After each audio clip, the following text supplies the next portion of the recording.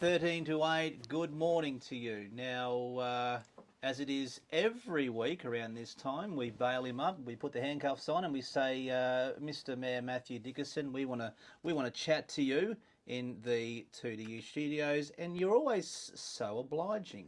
Well, I'd come in even without the for you, Matt, I'd come in even without the handcuffs. I expected that. I did. Well, you're not going to like what I'm going to start with then, because I want to start with the fluoridated water. I've got my little recording here that we did 3 weeks ago. Essentially, just mentioning there, Mr Mayor, that you said the 30th of June was the date that you were working towards for fluoridated water in Dubbo. Now it seems that's not the case.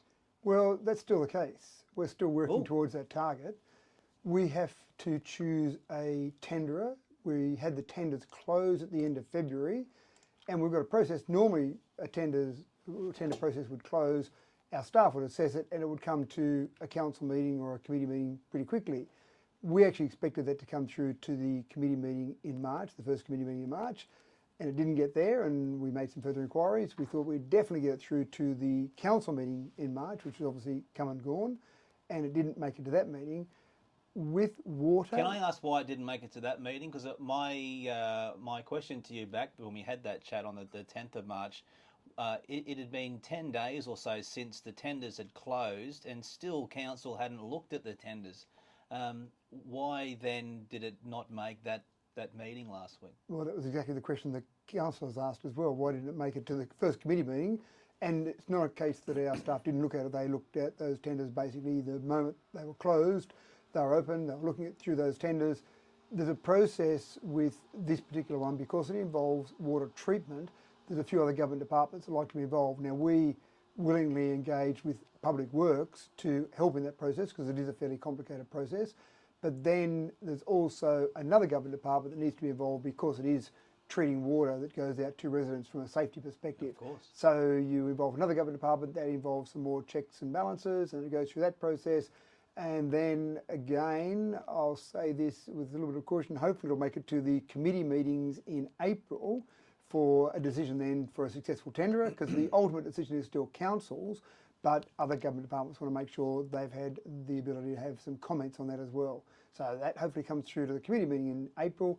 Once that decision is made as to who is a successful tenderer, then we'll say, and by the way, we want it done by 30th of June. Now they may say, sure thing, no problems at all, council, or they may roll around the floor laughing at us and say, 30th of June, do you realise it's April already? That's right. So it'll be a process then. That's still our target. I don't know how long it takes to do a fluoride dosing system. I'm sure it's not a couple of days, whack a few things together and it's done. No, so why then was that 30th of June date locked in, so to speak? So that was really something to basically have a target to work towards. When we discovered it last year, we thought that a year essentially was enough time frame to go through that process and get something at the other end. And again, it's always good to have a target to work towards. Now, you can't always hit a target, but if you don't have a target, then you're never going to hit your target. So it was sensible to put a target in place, and we may still hit that. The caution, I suppose, that the CEO gave at the last council meeting when he was asked about it by a councillor was that obviously as it's getting closer and closer to the 30th of June and we still don't have a successful tenderer, then maybe that will sneak out past that 30th of June date. But at this stage we don't have that. Once we get that successful tenderer and once we have a time frame from that particular organisation, that's when we'll go back out to the committee and say, yes, 30th of June, we're still going to hit that, or sorry, we're not going to hit it, here's the reasons why, but our new target is this date. X, Y, Z. Yeah. We spoke to CEO Murray Wood earlier this week, and he echoed your thoughts there as well. He mentioned there were 3 tenders that council were looking at, but nothing is confirmed as yet. No, and I don't even know there's 3. I've just learnt there's 3 from you now, and that's part of the process. It would be inappropriate for me to go and stick my nose in and say, how many tenders have we received? What's going on with those tenders? Let me have a look at those tenders. They will come to a council meeting, either be a committee meeting or a council meeting, for that tender to be awarded, and we'll see all the paperwork associated with that at that time, and then ask appropriate questions if we need to from the staff at that time. Okay. Anything else you want to know about council, Mr Mayor? Just ask me. Good, thank you.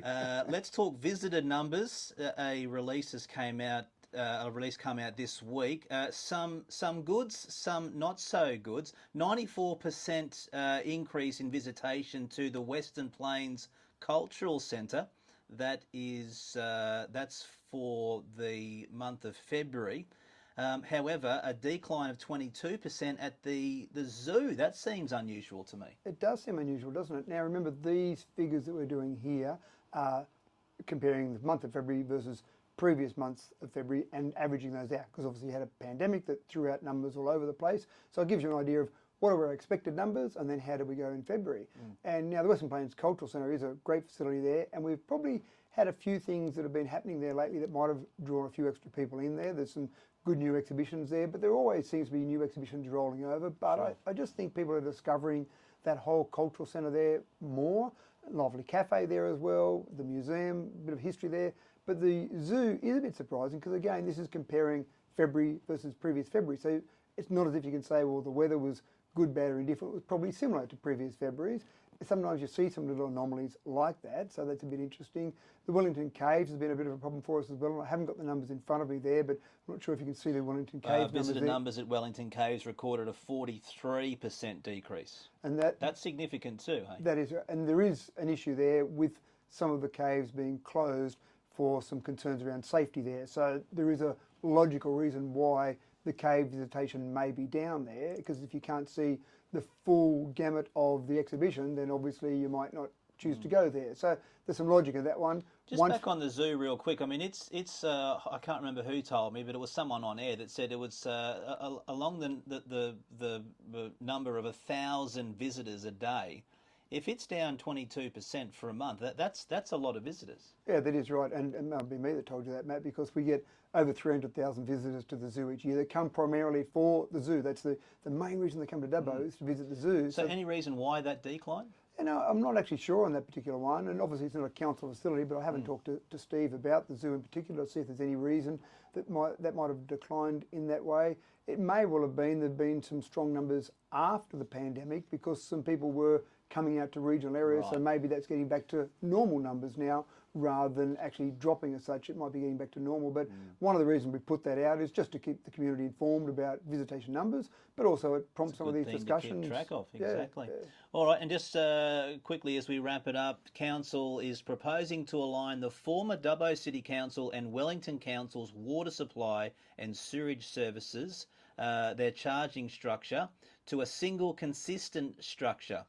And you're after residents' feedback on this? I'm a bit disappointed this hasn't happened already. It was 7 years ago. Coming up to May this year will be 7 years since the amalgamation. There was a compulsory part of the charging regime where you had to have harmonisation of rates, which makes sense. If you've got one local government area, the rate should be the same for the same type of property across that whole local government area. There wasn't a compulsion by the state government to do the same with water and sewer. So the last council just left it alone. But it just seems crazy that if you were in the one local government area, if you want to be all together, why does someone in Wellington pay a different amount for their water compared to someone in Dubbo? Right. So harmonisation is the term that's given to basically equaling it all out. The problem is What a lovely word. It is a lovely word, but it masks the downside, which is you're always going to have winners and losers. If you're saying some people are paying more, some people are paying less, we need to make them all the same, then you're going to have some people who are going to be paying more and some people will be happy because they'll pay less.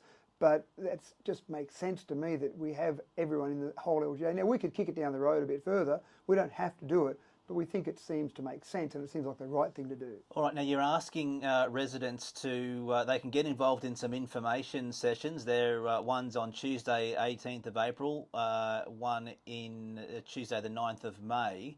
I mean, is this going ahead regardless of people's feedback, or will that genuinely be taken on board? Oh, absolutely. We always take feedback on board.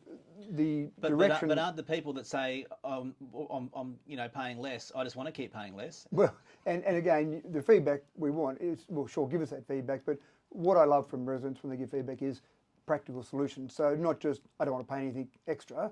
Well, that doesn't really help us. If we're trying to harmonise it, one of the interesting things is that Wellington has a tiered rate for their water. We have a flat rate for our water. So what do we do there? Do we go with a flat rate or a tiered rate? Now, our objective is to go with a flat rate, but maybe feedback says We prefer a tiered rate for our water. So there's just that sort of feedback, just the way you might charge. But ultimately, what we want to do is have one flat rate across the entire LGA. All right, that is the goal. We'll watch this space with interest, Mr. Mayor Matthew Dickerson. We appreciate your time this morning, as always. Thank you, Matt. It's 2 to 8. News is coming up next here on 2 to You.